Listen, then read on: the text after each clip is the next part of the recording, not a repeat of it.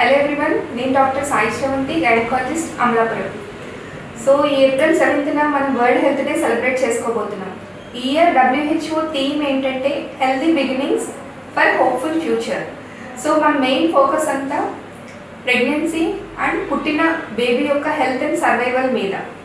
సుమారుగా ప్రపంచవ్యాప్తంగా చూసుకుంటే ఎవ్రీ ఇయర్ 3 లక్షల మందికి పైగా ప్రెగ్నెంట్ లేడీస్ డెలివరీ క్రమంలో వివిధమైన కాంప్లికేషన్స్ వల్ల చనిపోవడం జరుగుతుంది.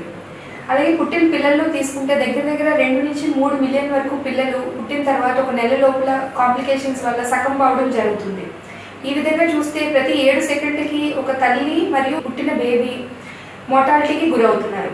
ఇండియాలో తీసుకుంటే ప్రతి సంవత్సరం ఆల్మోస్ట్ 25,000 మంది ప్రెగ్నెంట్ లేడీస్ డెలివరీ టైంలో చనిపోవడం జరుగుతుంది.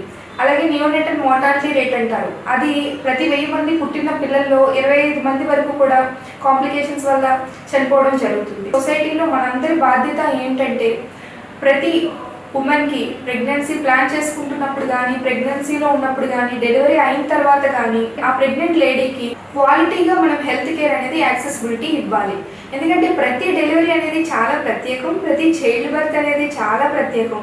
ప్రతి women who are pregnant deserve so much care అని మనం భావించి మనందరి బాధ్యతగా దాన్ని నిర్వర్తించాలి.